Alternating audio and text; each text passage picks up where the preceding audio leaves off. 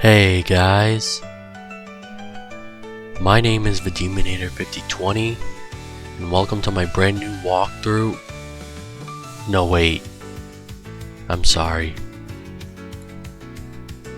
Welcome to my 500th video special. So as you all know, this is my 500th video posted to YouTube, where I've been posting videos on YouTube for about 12 years now. From my video game walkthroughs, to my concert videos, to my newly added anime videos, and even my updates as well as my sports videos, which I don't post anymore. Those are all the videos that I've been posting on YouTube, and I would like to thank each and every one of you for supporting my YouTube channel, which includes viewing, liking, and commenting on my videos, as well as subscribing to my YouTube channel, where I don't know where I'd be without you guys. Now I am currently doing my walkthrough of Uncharted 2 Among Thieves from the Nathan Drake collection on the PlayStation 5, where I only have one more part to go. And before I finish that final part to the walkthrough, there will be something that I'll be talking about on my 500th video special. Now I have been talking about posting my 500th video special in my Uncharted 2 walkthrough, and then I was thinking, what should I be talking about on my 500th video special, since there is a lot I could be talking about? Well, to pin it down to one subject, what I'm going to be talking about is my Japan trip.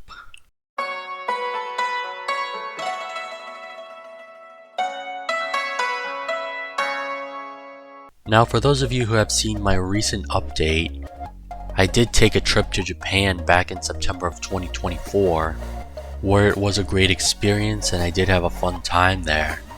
I mean, even though my Japan trip was about 7 months ago, I could have talked about it earlier, but I've been very busy with work and other things in life lately.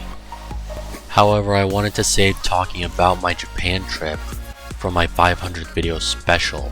So let's get my 500th video special started with none other than my Japan trip.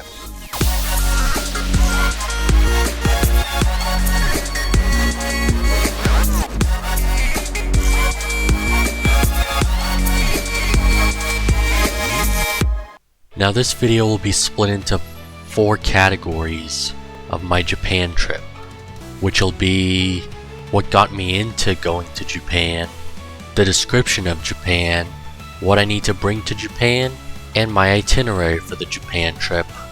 Now we're gonna get started with what got me into going to Japan. So it all started about 5 years ago when we were in a COVID pandemic back in 2020. We were at lockdown and there was pretty much nothing to do. So I decided to find a new hobby during the lockdown from the COVID pandemic, which is none other than watching anime. I only started watching a couple of anime TV shows while in quarantine, and then I even started watching another anime TV show, and a couple more, and a few more here and there, and now I'm addicted to it. So my interest in anime made me get into the Japanese culture, as well as self-teaching the Japanese language to myself. And then as I continued watching anime, as well as getting fascinated with the Japanese culture and self-teaching the Japanese language, it made me want to take a trip to Japan. I've also been going to Anime NYC every year since 2021, where it's making me want to go there almost every year. And I'm also going to Anime Boston this year, which will be my first time going there, considering that Anime Boston is my local anime convention near me. When I also went to Anime NYC every year, I have been stopping by the tourism booths for Japan, where I have spoken with the ones who work at that booth, and they gave me information on what I need to do to prepare for my Japan trip, such as giving out maps and other brochures to attractions that I might visit. And it made me say to myself that I better start preparing for the Japan trip. So to prepare for my Japan trip, I did need to save a lot of money, of course, and also I needed to plan out on which year I might go to Japan, and I've decided it would be none other than 2024. And then when 2024 came, I was thinking to myself, when I could take the trip to Japan, and after planning it out with a couple of my friends who I met up with there in Japan, we decided that we would go there in September, where I went there for 2 weeks. I was going to meet up with other friends there, but they couldn't come along with me since they had other plans that they needed to do and they could not commit to that trip. So I only ended up flying by myself to Japan, as well as staying at hotels in Japan by myself, but I only met up with a couple of friends in Japan. Now before I get into my trip details to Japan, as well as preparation for the trip on what I need to bring in Japan, this moves on to my second category of this video, which is the description of Japan. So as you all know, Japan is an island country situated in East Asia, where it has 4 major islands known as Hokkaido, Honshu, Shikoku, and Kyushu, which is located in the Pacific Ocean, also bordered by the Sea of Japan. Japan also has a very long and complex history, which includes a feudal period with the samurai warrior class, periods of isolationism, and the Meiji Restoration, which ushered in a period of modernization. The culture of Japan is characterized by a mix of ancient traditions, modern innovations, and unique customs. It's even known for its strong economy and technological advancements, where not only it has a rich history, but it also makes it look like you're living in the future. Japan is also known for its emphasis on its respectful society, meaning that all the people there are very respectful to the country and also to the other people around them. It also has a bunch of diverse landscapes such as Mount Fuji, the cherry blossoms, and a variety of natural environments. Its pop culture is also recognized for anime, manga, and other video games in the industry. And let's not forget their unique cuisines, where Japan is also the culinary capital of the world, where it's known for sushi, rice, and ramen. When you're in Japan, it feels like you're in a whole new world, but in a different way, where it's known for a bunch of landscapes, temples, and shrines, as well as the cherry blossoms in the spring. And for the culture, it's even known for anime and manga for pop culture, as well as the geishas and the traditional tea ceremonies, and also the kimono, which are worn in festivals, as well as the samurai culture, known for their code of honor and martial arts skills. And let's not forget the technology and modernity, such as the bullet trains, the robots, the vending machines, and of course, none other than Shibuya Crossing, which is known as one of the busiest crossings in the world. And it even has a respectful culture. Like, you do need to learn some ways to be respectful to the country Japan as well as the other people around you. Like, don't forget to bow, don't forget to say arigato gozaimasu after buying something from a certain shop, or just thanking the ones who are helping you out. You should also try to avoid making mistakes in Japan, such as tipping, because no one ever tips in Japan is considered rude. That's a big no-no. Like, you should never give out tips in restaurants, even though it's mandatory in America, and tipping is only required if you can afford it in Europe, I think. But in Japan, tipping is a big no-no, where you should try to avoid it at all costs. The public transportation in Japan is also very accessible, where you can get to a bunch of other places in Japan with the metro, as well as the Shinkansen bullet trains, as well as buses, and don't forget taxis. Taking a taxi is considered a luxury in Japan, where not all many locals can afford it. But just to keep in mind, to take a taxi in Japan, you just gotta know that the door opens for you, so you don't have to open the door to the taxi yourself, which is pretty cool. So never try to open a taxi door in Japan.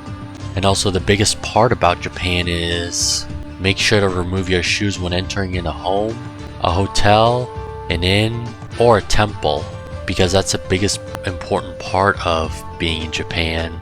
There are so many things I can describe about Japan with its culture, but there's not a lot of things that I could talk about in this video about all of Japan's culture, but just the important parts.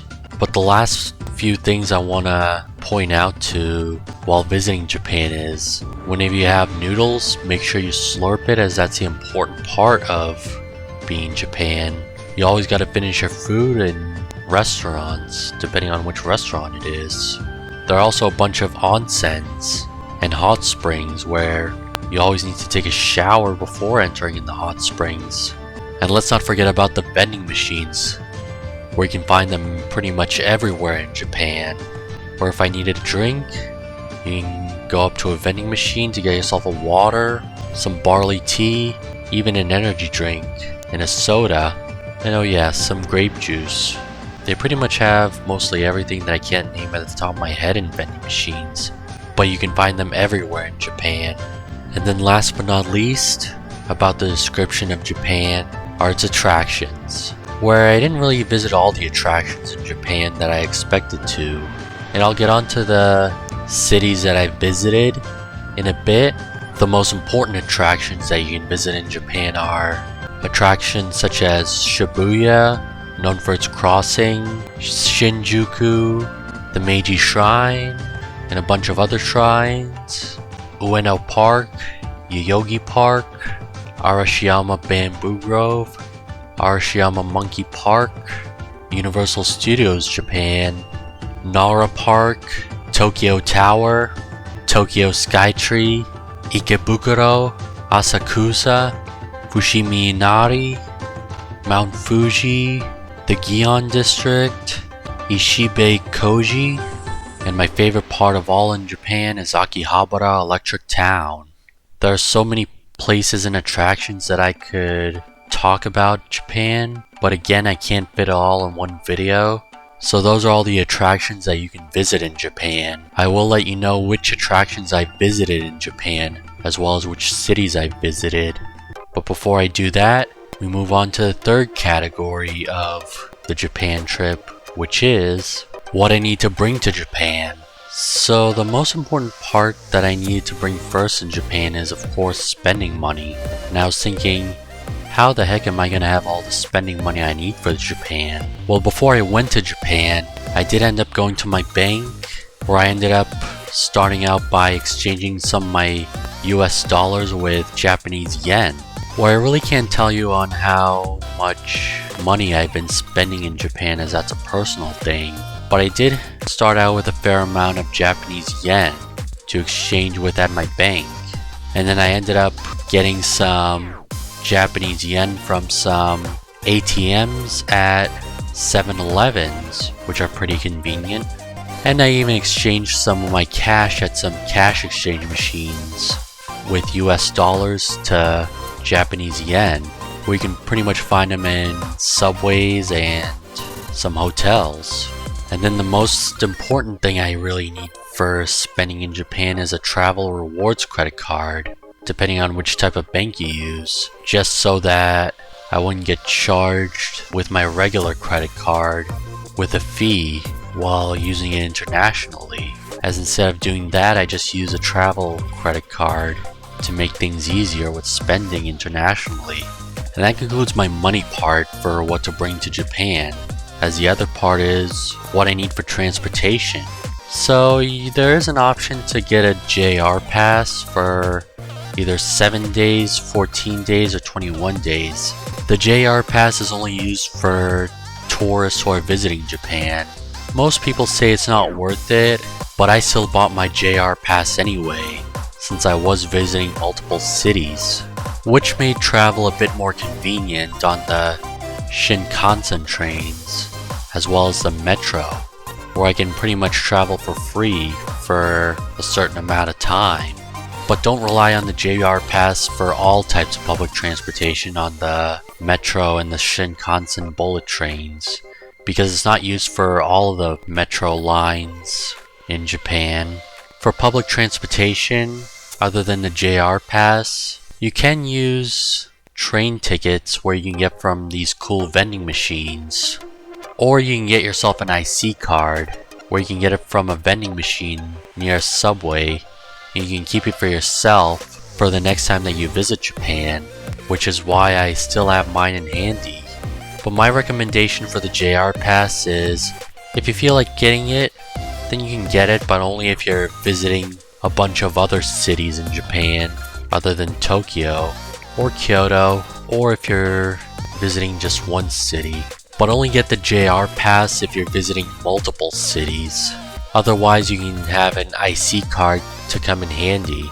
And the other most important part of what to bring in Japan is, of course, luggage. Where I do not recommend packing a lot of things to go to Japan, because if you bring a lot of luggage, then you won't have enough room to pack a few things with you while you buy something in Japan, if you're getting a lot of souvenirs, that is. But this was only my first time going to Japan, where I'm about to tell you this, so please don't make the same mistake as me while visiting Japan. I did bring a lot of luggage with me to Japan, where when I bought a lot of souvenirs, I didn't have a lot of room to fit in my luggage, and I ended up carrying a lot of stuff while in Japan, especially when I went from hotel to hotel, and then it was a bit of a hassle when I took the Shinkansen bullet trains by carrying a lot of luggage. So again, please don't make the same mistake by bringing a lot of luggage to Japan, where if you're trying to visit Japan, please pack a little bit lightly as possible, so you can have enough room for souvenirs in your luggage. Where I'm not going to go into that much detail about what you can and can't bring past customs, as well as the TSA security checkpoint in the airports. It's also important to have your passport along with you while in Japan at all times, because I think it might be a lot to carry around your passport along with you in Japan. But that only applies if you're a tourist.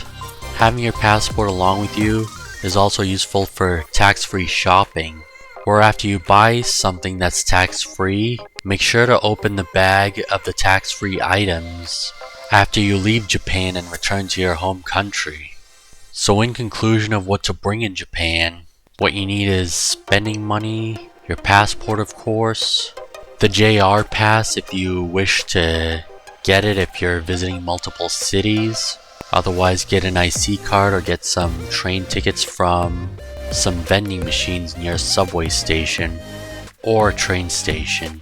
And as for luggage, make sure to pack lightly, like make sure to bring essentials such as clothes and some toiletries. But make sure to be careful which types of toiletries you bring with you, considering that some of them might get confiscated through the TSA security checkpoints at the airports. But again, try not to pack up a lot for your Japan trip, so that you can have enough room in your luggage for some souvenirs that you can buy in Japan. Now that I got everything covered for the first three categories, the last category that I'm covering is the moment you've all been waiting for, my itinerary for the Japan trip. So this is where I'll be sharing my itinerary for Japan with the YouTube public. So I did go to Japan from September 13th to September 28th of 2024 for 2 weeks. So the first part of my itinerary for the Japan trip is of course my flight to Japan. I ended up flying from Boston Logan Airport to Tokyo Haneda Airport with a layover in Minneapolis St. Paul International Airport. So for my first flight from Boston, Massachusetts to Minneapolis, Minnesota was only for about a couple of hours, and it wasn't really too bad, where I only ended up listening to my music, and I was also eating a bunch of snacks while on my flight from Boston to Minneapolis. And then as soon as I landed in Minneapolis, I only had a layover there for a couple of hours, where I was finding my gate to where my flight to Tokyo was going to be. And then I ended up eating some lunch there before waiting for my flight to Tokyo. And then as soon as I went on my flight from Minneapolis to Tokyo, my flight was 13 hours, where it was a very long flight. So what I ended up doing on my flight was eating a bunch of meals, as well as watching some movies, and then learning the Japanese language from my app, as well as some of the books that I brought with me to learn the Japanese language, as well as viewing a travel guide for the Japan trip, What I forgot to tell you is that for what I need to bring to Japan are the books for learning the Japanese language as well as a travel guide. But those are stuff that I only use when I am on a plane. And then learning the Japanese language while visiting Japan isn't really that necessary unless if you really want to do it. But just as long as you know some basic Japanese phrases, and as long as you have a translator handy on your smartphone, that is. And another thing I forgot to tell you is that if you can also upgrade to a certain plan on your phone so that you can have service everywhere in Japan rather than buying pocket Wi-Fi or an SIM card from an airport while you're in Japan. But that just depends on what type of plan you have, and that's why I forgot to tell you of what to bring to Japan. And then after my flight from Minneapolis to Tokyo, I ended up landing at Tokyo Haneda International Airport, where I did not fall asleep on both of my flights, even though the flight from Minnesota to Tokyo was about 13 hours. And then it was around 2 in the afternoon when I landed in Japan, which ended up being overnight in America. After I touched down to Tokyo, Japan, and then got off the plane, I ended up being in a different country, where of course it took me about 5 to 10 minutes to get to customs, where I tried to walk there while I was at the airport. Then once I made it to customs, I had to wait in line for about 30 to 40 minutes, since there were a bunch of other people coming from other flights from different cities and countries. However, I had no problem getting through customs because to make things faster at customs in Japan, you can go to the Visit Japan website to answer all the questions instead of writing down on a piece of paper while at customs. And then I had to scan my fingerprints, answer a few questions, go through passport controls, and then get my baggage, which does take a long time, but it isn't really that hard. And then after going through customs, as well as getting all my luggage, this is where my Japan trip started, where the flights and going through customs was just the beginning, as I had to get to my first hotel, which was in Tokyo, and then I had to take out some money from a 7-Eleven ATM machine, which was conveniently in the airport.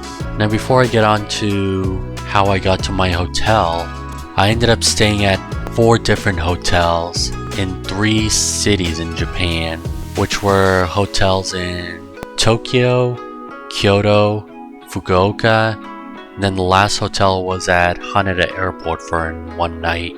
And then keep in mind, I only took a couple of day trips in Osaka and Nara. Those were the only 2 day trips I took. And then moving on to the first city of where I stayed in Japan was Tokyo. So my hotel in Tokyo was in Akihabara Electric Town, which is a district where it's known for anime, manga, and gaming. And it's my favorite part of Japan because I am an anime fan and a gamer myself. So let me tell you on how I got to my hotel from Haneda Airport. And the thing about Haneda Airport is that it's located within the city of Tokyo, which makes it more convenient. It is recommended to go to Tokyo Haneda Airport rather than Narita Airport because Haneda Airport is located in the city of Tokyo, while Narita Airport is only about an hour or 2 away from Tokyo. But since I've never been to Narita Airport, I don't really know the experience on how to get from Narita Airport to Tokyo. But I guess the way to get there is by taking the Narita Express, which is convenient to get to Tokyo that way. However, since I landed at Haneda Airport, it's very convenient to get to your hotel or wherever you're staying at in Tokyo because you can either choose to take the bus, a rideshare, or a taxi to get to your hotel. However, those are very expensive. I wouldn't recommend taking those types of public transportation, where my recommendation to get to your hotel from Haneda Airport is by taking the metro, which saves you a lot of money and it's very cheaper that way. Or how I got to my hotel by taking the train in Tokyo was that I got a train ticket from one of these cool vending machines outside from the train station, and then I ended up taking the train from Tokyo Haneda Airport Terminal 3 station to Akihabara station, along with a stop in Shinagawa station, where if you do get a train ticket from a vending machine, it's important to hang on to it, otherwise you'll be stuck at the train station. I got a little lost at first, but then after you get used to it, it'll be easier to find where you're going from the train stations and from the trains. As long as you have a smartphone in handy where you can use Google Maps or Apple Maps, whichever types of maps you have on your smartphone, and then it'll be easier to know how to get to your destination by taking the train in Japan, or whichever type of transportation you're using. And then as I got on the train in Japan while I was waiting for my stop, it felt like I'm in a whole new world while looking outside the window. And of course, you're not supposed to talk on phones while on the train, even if it's an emergency. I would stick to texting as long as you have your phone on silent. And you're also not supposed to talk on the trains, so try to limit your talking while you're on the trains in Japan. And once I got to Shinagawa station, I had to take a different line to get to Akihabara station from Shinagawa. Like I said, I got a little lost at first. I ended up asking for directions, and then I found my line to get from Shinagawa station to Akihabara station.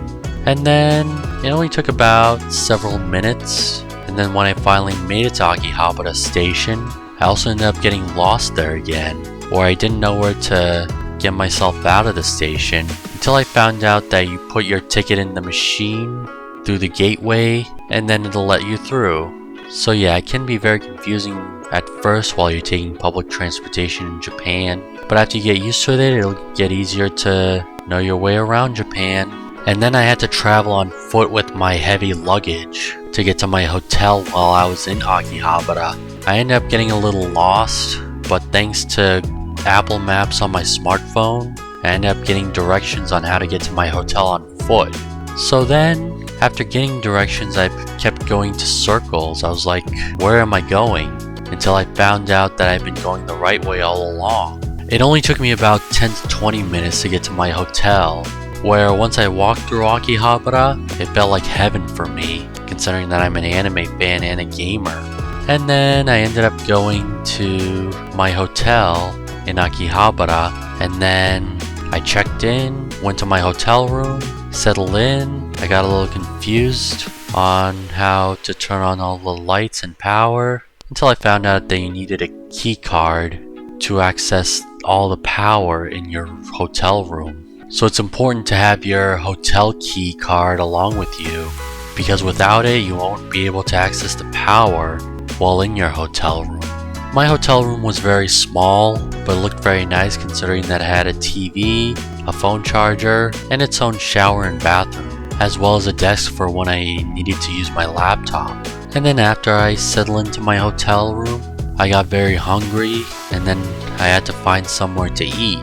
Considering it was 7 p.m., it only took me about 15 to 30 minutes to find somewhere to eat.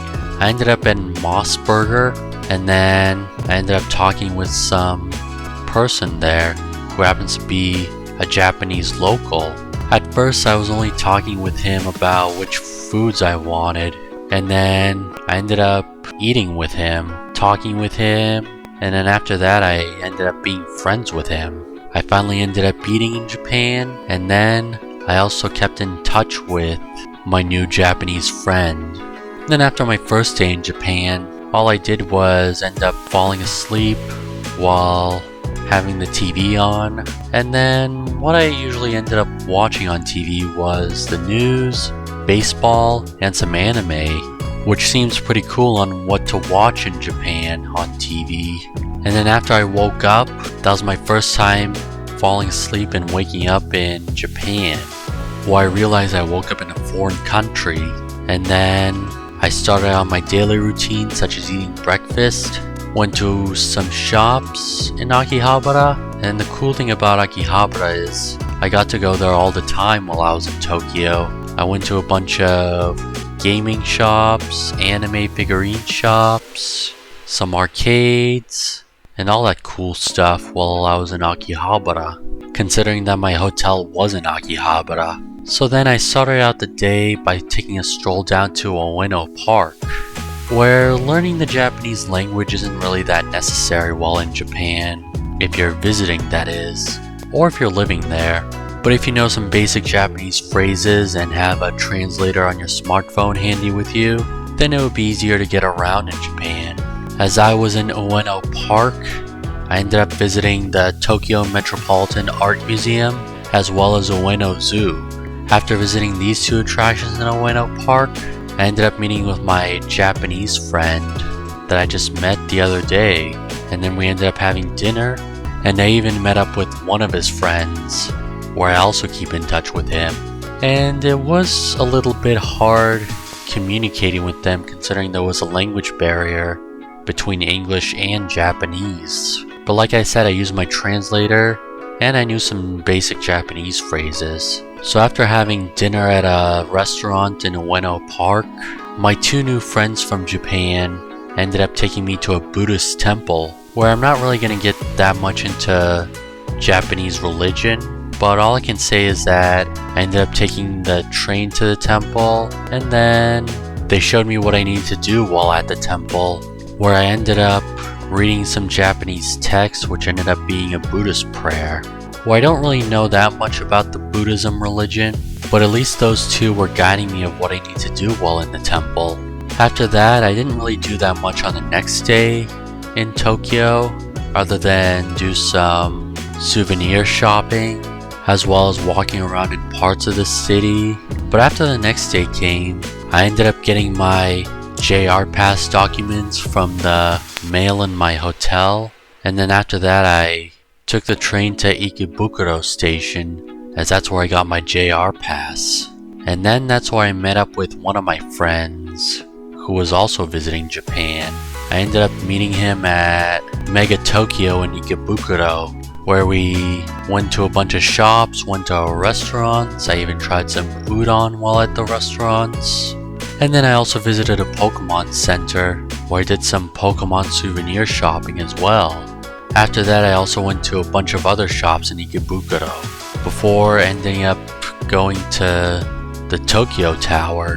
Now before I went to the Tokyo Tower, I ended up getting myself an IC card, where one of my friends guided me on how to get an IC card, and then I ended up saving it until I end up going to Japan the next time, which makes it very convenient for public transportation rather than getting a train ticket from a vending machine. Once I went to Tokyo Tower, the view of Tokyo looked nice, where I ended up seeing a bunch of buildings and skyscrapers and the streets of Tokyo, and I could even see Mount Fuji from the Tokyo Tower.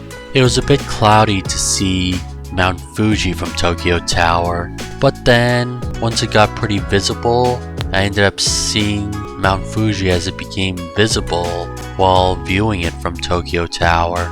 And then after the Tokyo Tower, I ended up in Shibuya, where I went to a Japanese restaurant, as well as another Pokemon Center, as well as more souvenir shoppings. Like I said, Shibuya is known for one of the busiest crosswalks in the world, where more than thousands of people cross the streets in Shibuya. It's like Times Square on steroids.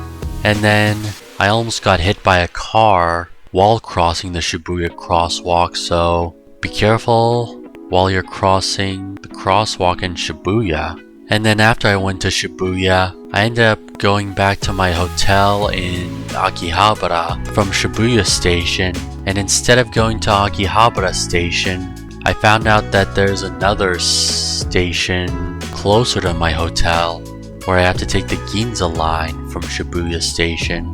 And then once I got to my hotel, I ended up going to a convenience store. Whereas for the convenience stores, there are 3 different types of convenience stores in Japan, which are Family Mart, Lawson, and 7-Eleven, where you can get a bunch of snacks there, as well as take out some money from some ATM machines at a 7-Eleven.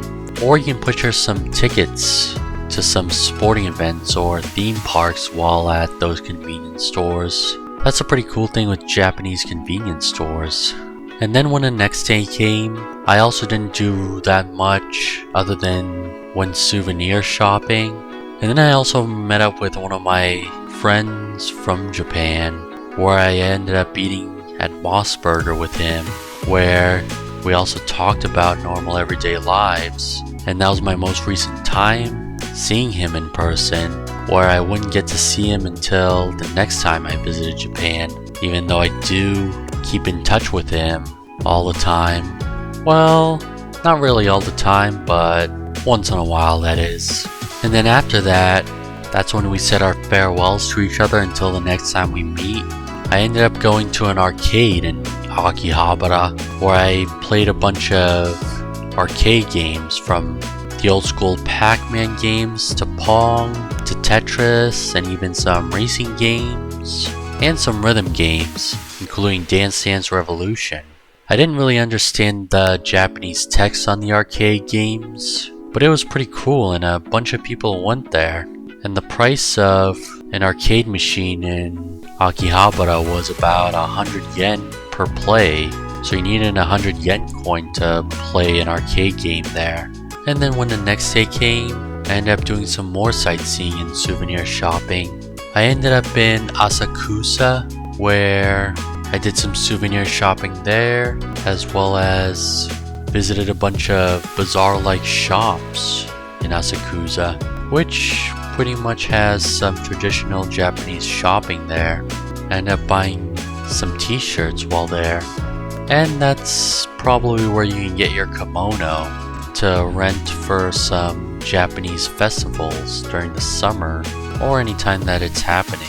And after going to Asakusa, I went to Tokyo Skytree. So what I did there was I ended up going to the Pokemon Center there as well. And then I ended up visiting the observatory deck along with the Tokyo Tower at the Tokyo Skytree, where the view of Japan is phenomenal.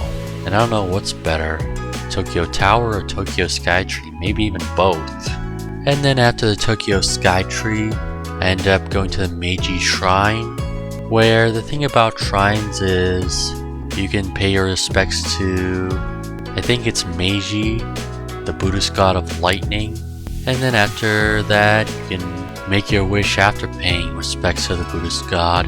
And then after visiting the Meiji Shrine, it started to rain as I saw lightning and then probably heard thunder. So then I ended up walking around some shops while near the Meiji Shrine.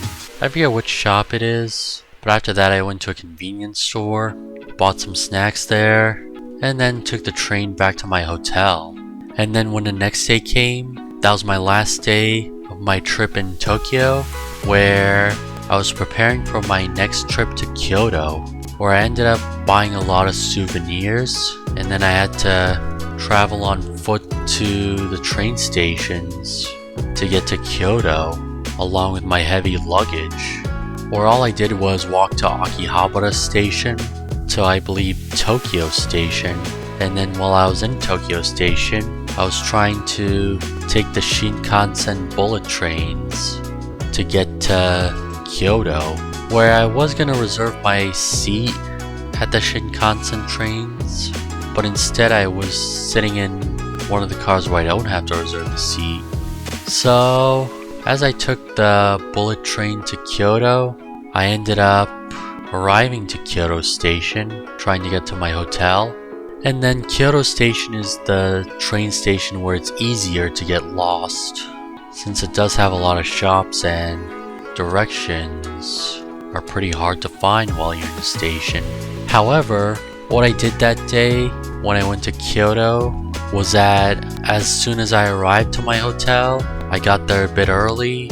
So what I did was dropped off my luggage there, and then I was on my way to Osaka to go to Universal Studios Japan, where I met up with a group there, where one of my other friends was there, where I met up with him for a while.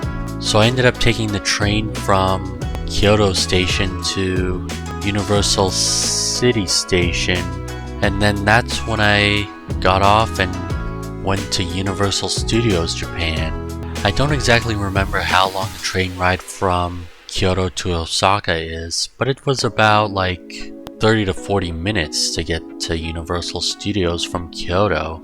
So when I met up with my other friend at Universal Studios Japan, along with his group, we ended up going to only a few rides. It wasn't really a lot, but hey, I had a fun time at Universal Studios Japan. I only ended up going on one ride with my group, and that ride happens to be Harry Potter and the Forbidden Journey, but the Japanese version.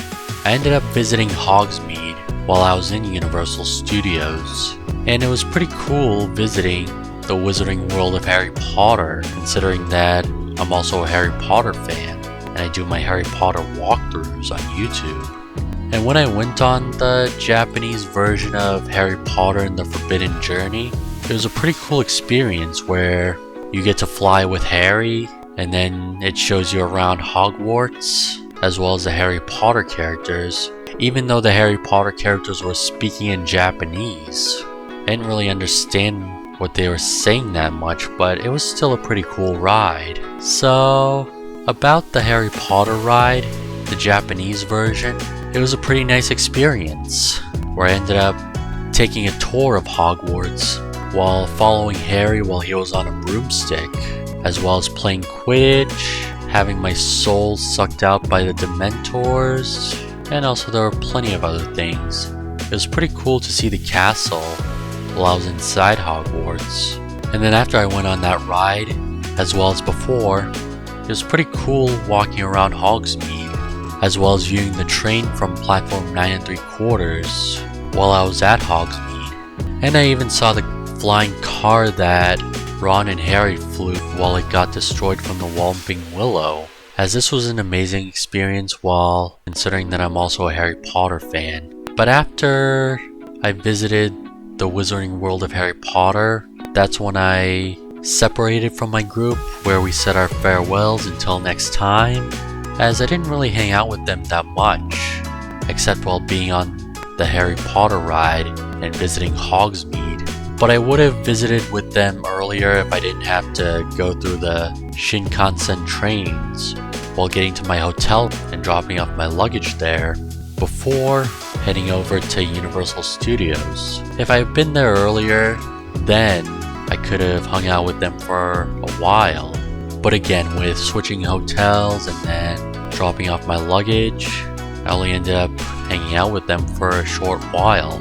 But at least I went to another couple of rides on my own, where I ended up going on the Jaws ride, even though I never seen the movie Jaws.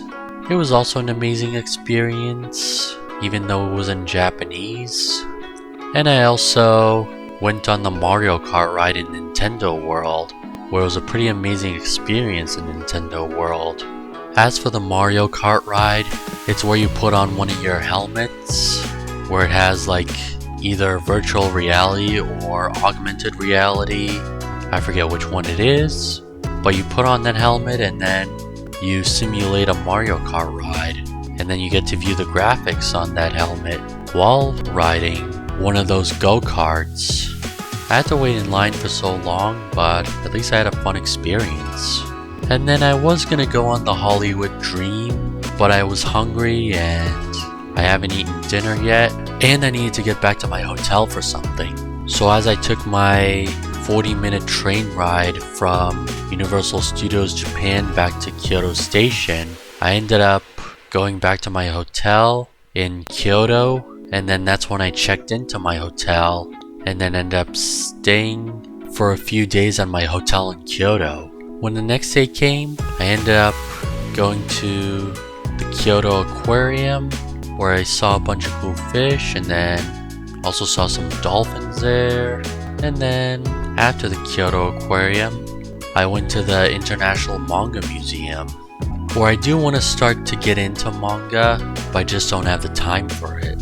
And I ended up viewing at some history on manga there, and they had a bunch of manga in different languages, which seemed pretty cool. and I even have a manga portrait of myself.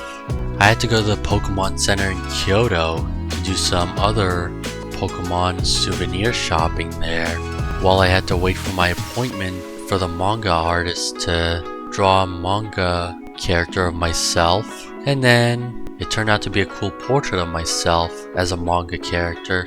And then after that, when it was starting to get dark, I ended up going to the Kyoto Tower observatory deck, where the view of Kyoto was very amazing, as it was the third tower that I've been to so far while I was in Japan. Then below the Kyoto Tower, I went to another restaurant and ended up going back to my hotel to wait for the next day, where for the next day, I ended up taking a couple of day trips to Nara and Osaka.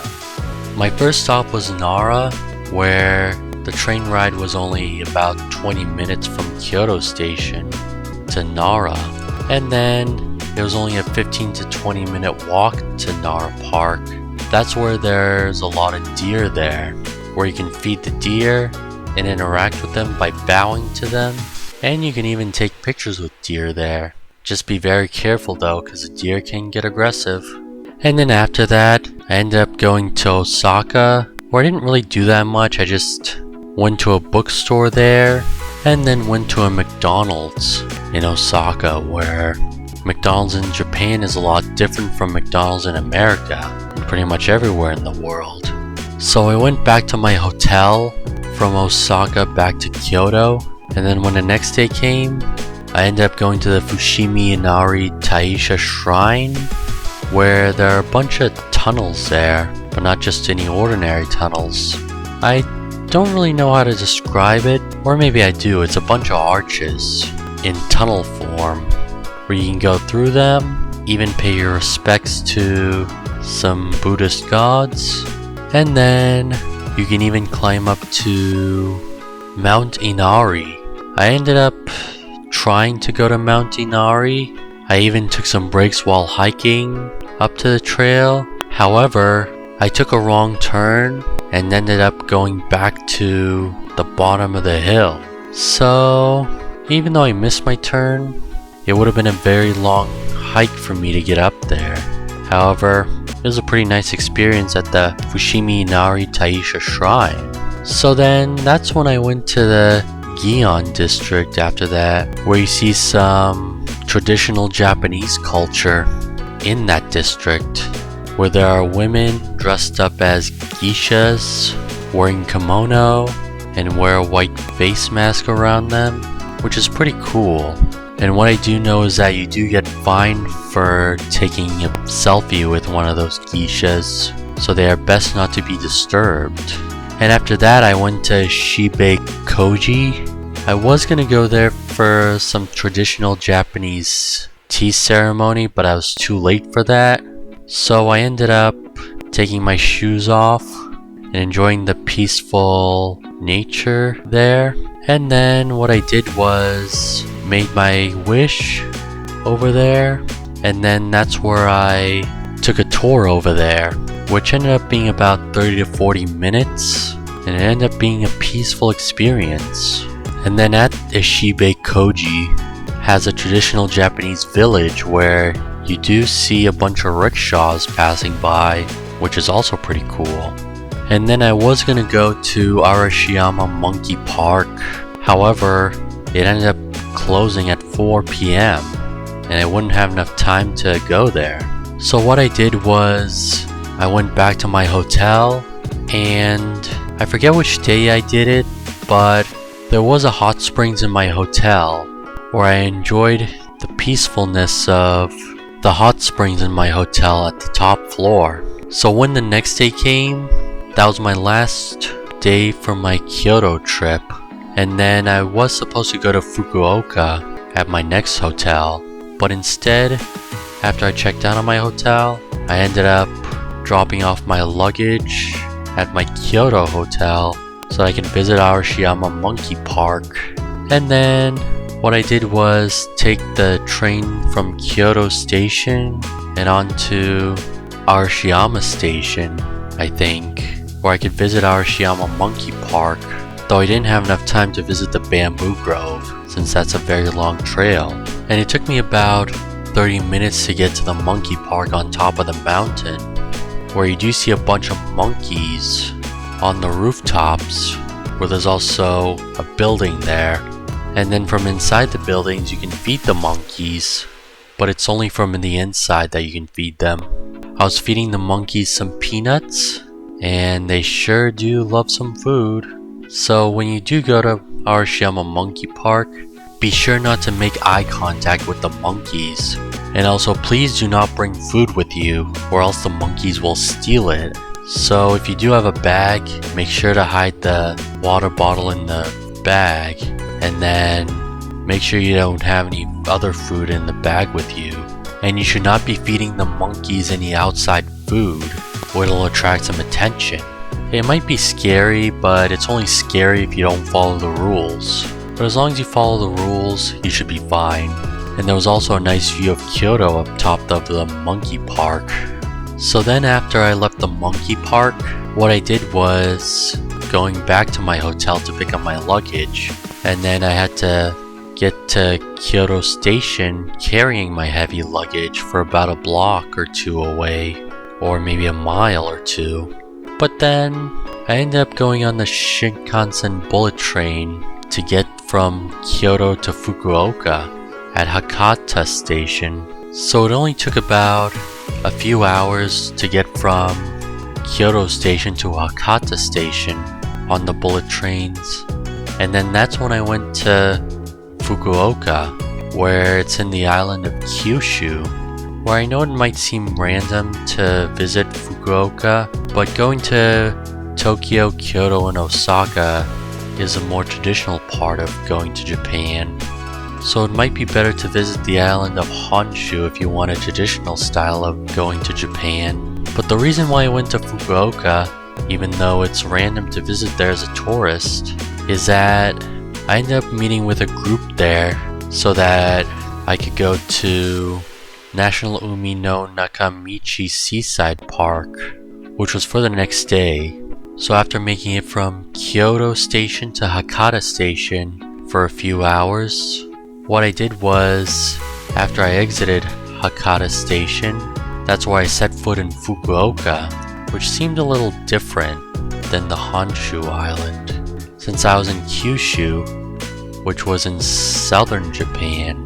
Where in Kyushu it's on the same hemisphere of either Southern California or Florida, but it was also north of Okinawa, even though I never got a chance to visit Okinawa. But anyway, when I set foot in Fukuoka, I didn't really see that many tourists there, considering there are not a lot of tourists in Kyushu. And you also don't see a lot of English text in Fukuoka, considering that most people there speak either Korean or Japanese, since it's a bit closer to Korea. But it was only a 10-minute walk to get from Hakata Station to my hotel in Fukuoka. I ended up traveling there on foot with my heavy luggage there as always. And then I checked into my hotel, went to my other hotel room in Fukuoka, and then ended up falling asleep after a long train ride. And then during the next day, I went to National Umi no Nakamichi Seaside Park along with one of my friends and a couple of his friends, where at that seaside park there were a bunch of things like a zoo and a flower garden, where the flowers there looked pretty nice and also the zoo animals were pretty cool. There were also some species there that I never even heard of. And the only way to get around is by renting a bicycle there. And that was my first time bike riding in over a decade. So after spending the full day at Seaside Park from the afternoon until it closed at around 5 p.m., what I did was, when I got from Hakata Station to the Seaside Park, I took the train there.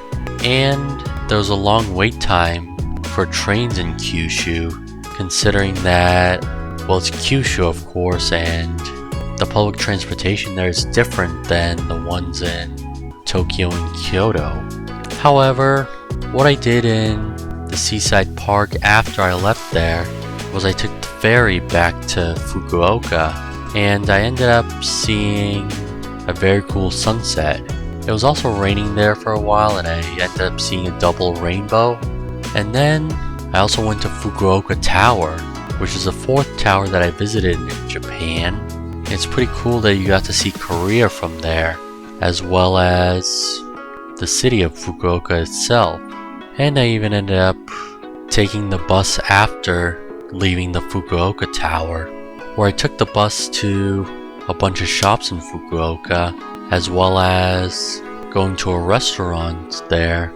And then what I did was had some udon there, some noodles, even some rice, and I even had some sake, which was my first alcoholic beverage in a foreign country, where you do have to be 20 to drink in Japan, as that's the legal drinking age in Japan. And then after the dinner, after I said my farewells to my friend until next time, I ended up going back to my hotel. Then after that, on the next day, I really didn't do that much. All I did was take a break from my trip, where I was staying in my hotel room, and then all I did was sit on my laptop working on something, and that's pretty much all I did while at my hotel room on my last day. So then on the next day, that was my last day in Fukuoka, as what I did was I was heading back to Tokyo, where I checked out of my hotel and then took a 10-minute walk with my heavy luggage to Hakata Station. Then I took the bullet train from Fukuoka to Tokyo, where it was a 5-hour trip. And then during that 5-hour trip, I was sitting on the train until I made it to Shinagawa Station, so that I can take the train from Shinagawa back to Tokyo Haneda Airport Terminal 3 station. So then, when I went inside the airport from the station, I just went to a hotel at Haneda Airport, where I stayed there for one night only before going back home from Japan. And then after I checked into my hotel room at my hotel in Haneda Airport, I didn't really do that much except pack up my luggage, try to squeeze everything in one or two of my carry-on and check bag, where I had a lot of stuff there. And then after I woke up the next morning, I checked out of my hotel and then waited for my flight from Tokyo Haneda Airport to Boston Logan Airport, with a layover in Minneapolis St. Paul Airport. So for my final part of the Japan trip is my flight back home. So I did end up going to the gate to get from Tokyo to Minneapolis. And then after that, I ended up boarding my flight. And then once I went from Tokyo to Minneapolis, it was only about 11 or 12 hours to get there, where I got there a little faster. And then all I did was end up watching a few movies and then ate some meals there. And then I was also carrying a lot of luggage on my plane, where I barely fit them all with me at my flight.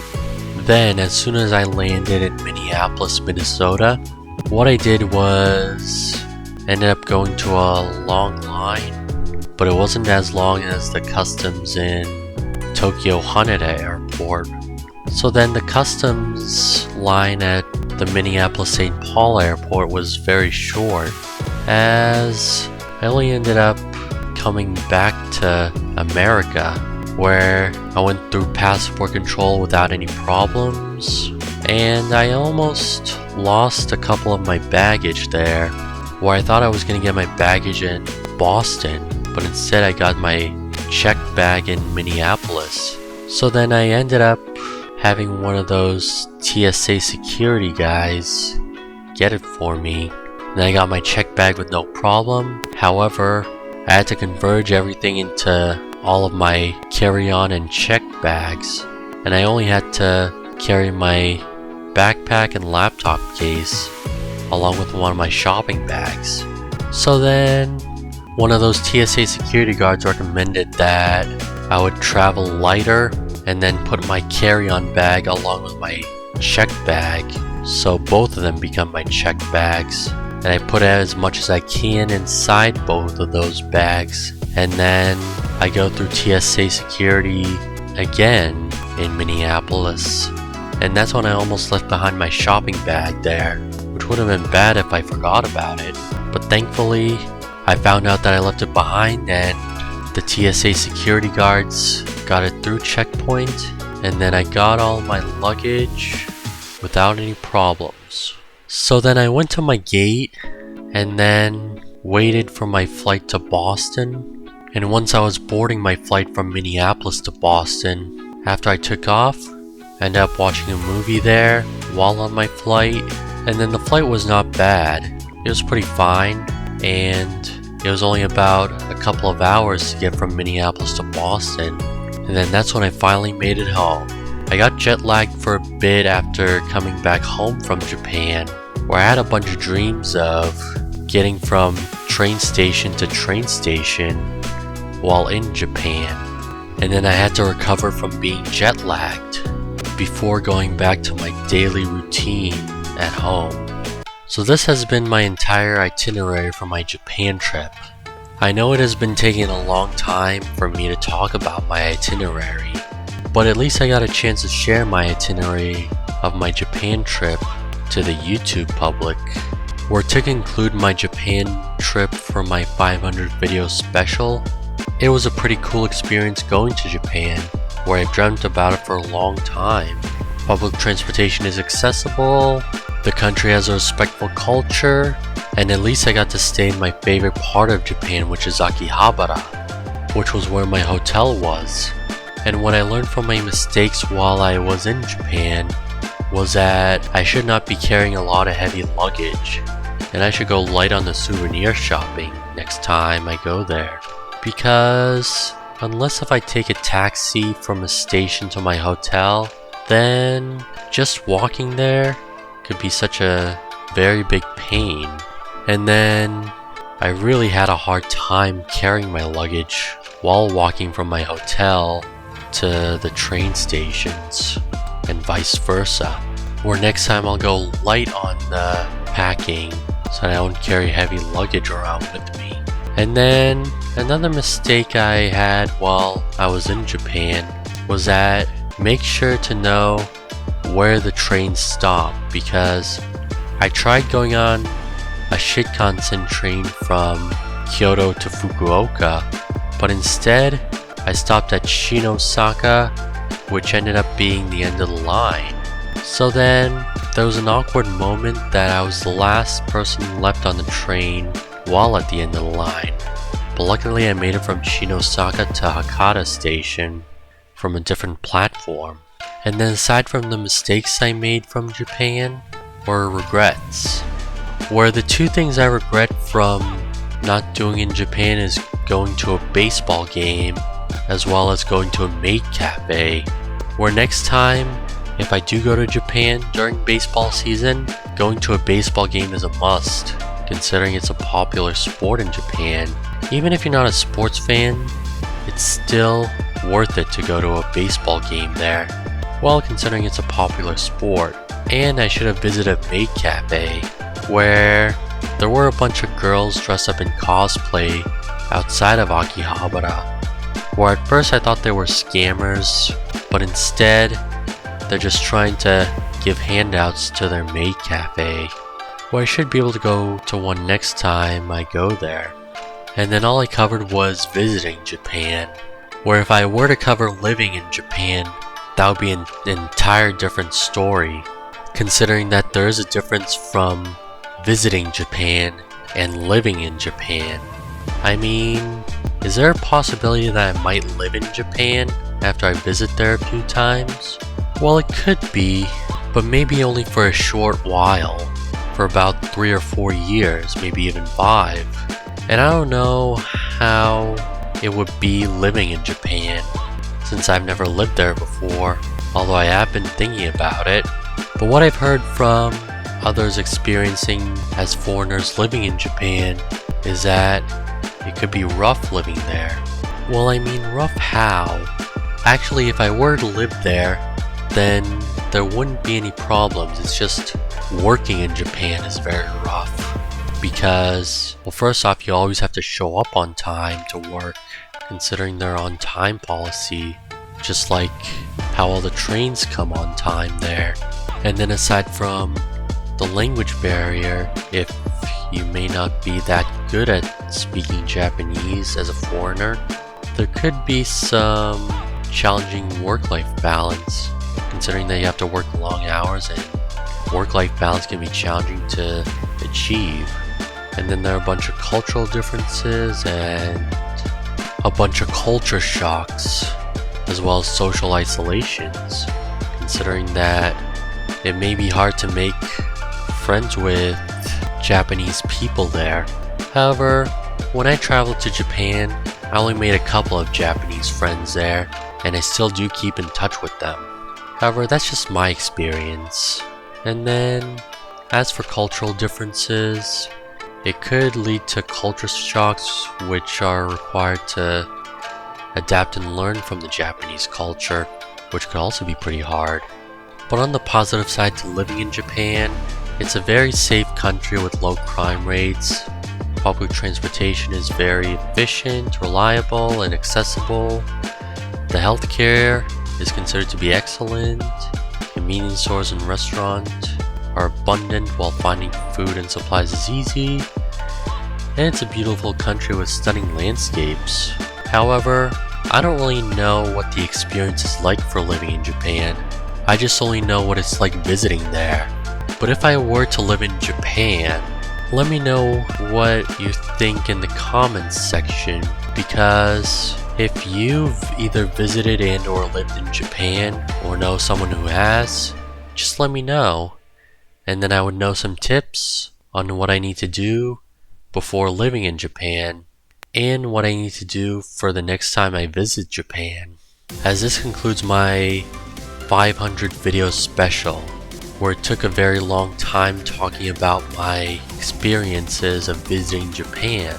And be sure to leave a like, comment, and don't forget to subscribe and hit that bell icon so you don't miss a video from me. And then again, for those who have visited Japan or have lived in Japan, let me know what you think.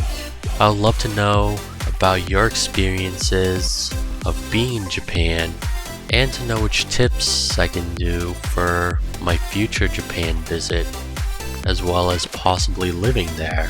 So that's the end of my 500 video special, as I'll see you guys in my last part of the Uncharted 2 walkthrough on the PlayStation 5. And also, if you have been watching my Uncharted 2 walkthrough, you will know what my next walkthrough will be, since I've been talking about it a lot there. So that is all. I hope you enjoyed this video, and have a nice day. And as what I would be saying thank you in Japanese, arigatou gozaimasu.